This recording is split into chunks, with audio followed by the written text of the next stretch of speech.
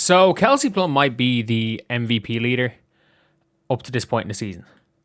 Like, I feel like Kelsey Plum has been unbelievable. Like, absolutely unbelievable. And I don't think anyone can really question that. She has been one of the top players in the league offensively. She's having one of the best starts to a season offensively ever. Like, again, if the season were to end tomorrow and she puts up the stat line that she is averaging right now, and you assume that Caitlin Clark she doesn't directly replicate her stat line, she'd probably win MVP. Like, Kelsey Plum has been absolutely unbelievable and had the best game that any players have. She's averaging 27 and 6. Again, small sample size, but not that small a sample size. It's been 6 games. Like, she's putting up better numbers than unanimous MVP AJ Wilson was after 6 games. And if you wouldn't have guessed it, I think the Las Vegas Aces were I'm pretty sure they were 3-3 after 6. So she's putting up better numbers than unanimous MVP AJ at a point in the year where if you suggested that the MVP wasn't going to be unanimous, people attacked you online. And she's putting up better numbers than she did on a team that's the same record, that doesn't have the same expectations. And not only that, like, Naka's been injured. Ariel Atkins has been injured. This team wasn't put together that well, and she's been carrying on her back. But unfortunately, Kelsey Plum has suffered an injury. I just want to see, is there anything?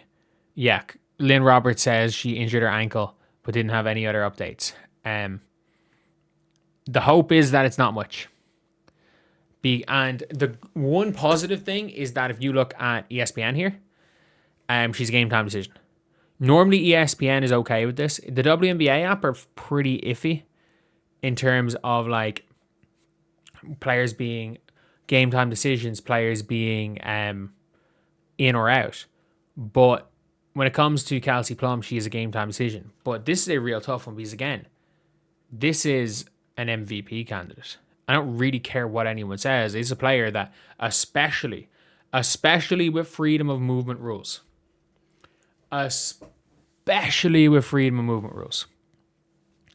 you have got a player here in Kelsey Plum that is that's going to be nearly unguardable. Like, could you imagine Kelsey Mitchell with a not quite as quick, but a better stop start and a better ability?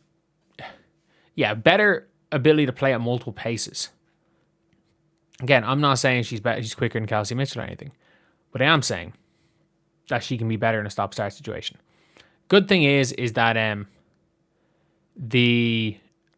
if you are if you're a fan of Kelsey Plum, she doesn't really have to go out of her, you don't really have to go out of your way, or she might not have to go out of her way for this injury. She might not have to do any rehab because she is a game time decision. If she's game time decision, it means that it is a sprain, and it could be a minor sprain, and they don't play till Friday, so she might miss one game, and it's against the Mystics. They should beat the Mystics. And it's a good thing if you're a fan of the Sparks, is they do play the Mystics in their next game. And the only thing is the Sparks haven't had the most difficult run in the world, not the easiest either. A bad loss to the tempo, and it's probably it for bad losses. But they play the Mystics so they play back to back. Shit. And technically in Ireland they play 2 games the same day, but they play a back to back. But it's an easy back to back. Like, at Connecticut's not a bad one. And to be honest, after Tuesday, they have all their games done, or they have 3 of their 4 done against the Aces. Is that it against the Aces already? No, they play them at the very end of the year. So, they have one of their tougher starts. So if you're Kelsey Plum, there's a potential that she can miss the Connecticut game. She can miss the Washington game. They win the both of them. That being said, again, I would say it's going to be beating Washington is going to be a bit trickier. At the same time, Washington kind of suck. Washington are fun tanking. They are fun tanking. As in, fans are still going to be invested in them. Fans are still going to say, are still going to be talking about this team in a positive way in the Washington Mystics. The problem is, the Mystics basically don't have to, they're not going to win games, but they're still going to be a pretty okay and fun team. Like, they don't have to win games for fans to care. And not only that, like, you have, while fans aren't going to really care if they lose because they're going for Juju.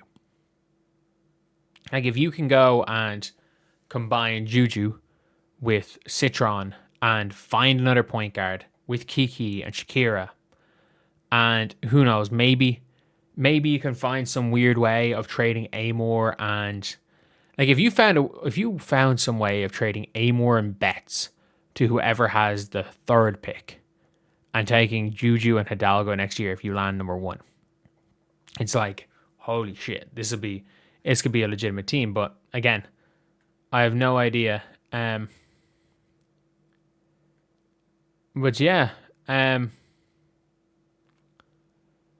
is one of those things where if you're a Sparks fan, not great, but I'm not as... look, the way it sounds, it doesn't sound too bad. I'm not as worried as some people are. But Kelsey Plum looked like the MVP so far. Her, Caitlin, and Aja have been in a class of their own for MVP. They've absolutely been in a class of their own. MVP is far from over. Like, you have that next tier of players, your Paiges, your Stewies, who are clearly in that conversation. Who are clearly in that conversation. And we're, not even a quarter of the way through the season. But at the same time, if you are Kelsey Plum or Kelsey Flan, you're probably like, damn, she's going to win MVP. And I still think there's a chance of it. I still think there is. But I don't know how the Sparks get on without her. Like, Erica Wheeler, it's going to be a lot of Erica Wheeler reps. Erica Atkins is going to have to get up her creation reps. I'm going to be real here. She's going to have to get up her creation reps. Like, on the year, Ariel Atkins has not been good. Like, averaging 8 points per game. Like, I watched her. The reason I was so high on her in Washington was basically I watched a couple of their games, especially the ones against the Fever. The Fever could not live with her. They could not live with her.